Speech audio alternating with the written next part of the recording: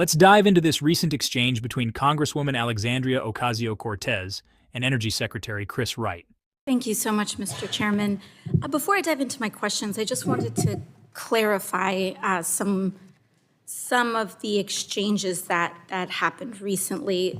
First and foremost, there was kind of an insinuation that after confirming that solar and renewable energies receive public subsidy, there was a little bit in the exchange that folks may have insinuated or taken from it that fossil fuels do not receive public subsidy.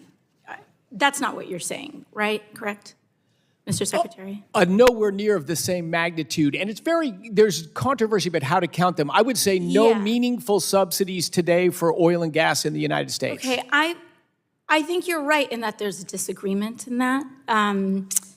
Because I think what most people consider a subsidy is public use, public resources going to an industry or corporation. And in 2022 alone, we're looking at $10 to $52 billion in direct subsidies, anywhere between, again, depending on how you count it, $1.5 to $7 trillion globally in the fossil fuel industry receiving subsidy, in addition to tax breaks, in addition to also public lands. I was the chair of the Energy and Mineral, ranking member of the chair in Energy and Mineral Resources Subcommittee on Natural Resource, and public lands alone that we had leased for pennies on the dollar for oil companies to drill on.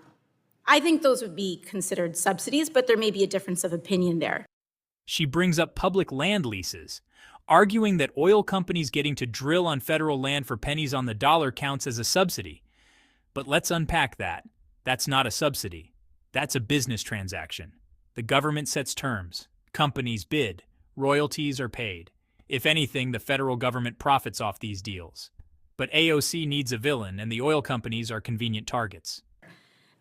Additionally, the other thing that I wanted to clear up as well is this exchange previously on the immigrant workforce for many of the oil fields and the industry.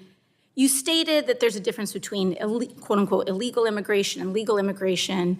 But what is your stance on the ending of legal status for immigrants in the United States who are here documented? The devil's in the details, so I don't know enough about the issue you're raising to give a comment. I'm very passionate about immigration and all that, but I'm not sure exactly the question you're asking. So there are hundreds of thousands of legally documented immigrants here, many that work in the energy sector that are here under different kinds of authorizations, one being temporary protected status that Mr. VC had raised. And the administration is ending this status that provides a path to work permits, legal work permits, for huge sectors of the workforce in the United States. Are you supportive of ending these work authorizations? Then she pivots. Suddenly, we're not talking about energy anymore. We're talking about immigration. She brings up legal status, temporary protected status, work permits, and asks Wright if he supports ending legal authorizations for immigrants working in the energy sector. Let's pause right there. Chris Wright is not the Secretary of Homeland Security. He's not involved in immigration policy. He doesn't set those rules. And he says as much, respectfully, clearly, and without getting pulled into a trap. Again, I'm not actively working on immigration policy and all that. I don't think I have a thoughtful response to that. Understood. I'll get back to my question line. In a February interview with Bloomberg, when asked what oil prices you are targeting as secretary, you stated, lower is better. And I take it you stand by that statement, correct? Yes, in general, lower is better because there's far more consumers than producers. Mm-hmm. And even if that means oil company stock prices falling?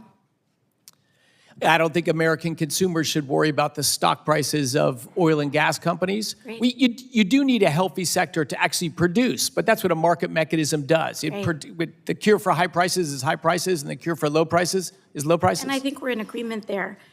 Given your statement on aiming for lower oil prices, what are your stances on the president's tariffs that are increasing costs of production? There's lots of impacts and there's lots of things that impact the cost of production. Most of what the president is doing is going to meaningfully lower the cost of production. But his agenda to try to reshore heavy industry manufacturing in the United States, I think it's good for the country in the long run. Thank you. I'd like to reclaim my time. You know, there are several, there's an industry-wide consensus here. There has also been a survey in March of oil and gas companies by the Dallas Fed, which were littered about complaints around uncertainty. Companies in this survey commented on the rising costs for materials like steel, which was subject to a 25% tariff at the time and is now subject to a 50% tariff as of June 4th. Steel is obviously a very important input in oil and gas production and energy production writ large. Mr. Chair, I would like to seek unanimous consent to enter these complaints into the record. Without objection, so ordered. Thank you. Secretary Wright, how does the president's tariffs plan and policy, particularly around steel, align with lowering costs for reducing uncertainty? Well, if I could interject, the lady's time has expired. If you could answer that in writing, that'd be appreciated. Thank you.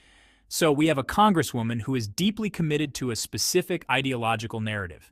Fossil fuels bad, green energy good, corporations bad, workers good. And you know, she's really skilled at threading various issues, subsidies, immigration, tariffs, into that broader story. That makes her a pretty formidable communicator. But honestly, it also makes her a poor listener. Because when you actually listen to Secretary Wright, you hear something different. You hear a guy who really understands how markets work. You hear someone who sees energy production as a real-world equation: inputs, outputs, prices, investment. He's not anti-renewable, he's not pro-pollution, he's just realistic. We can't run the country on ideology. We can't power homes, hospitals, and businesses with slogans. We need real answers, and that means being honest about costs, honest about subsidies, honest about global realities, and yeah, honest about who's actually doing the hard work of keeping this country running. Thanks for watching. If you got value out of this breakdown, hit like, drop a comment below, and subscribe for more no-nonsense analysis.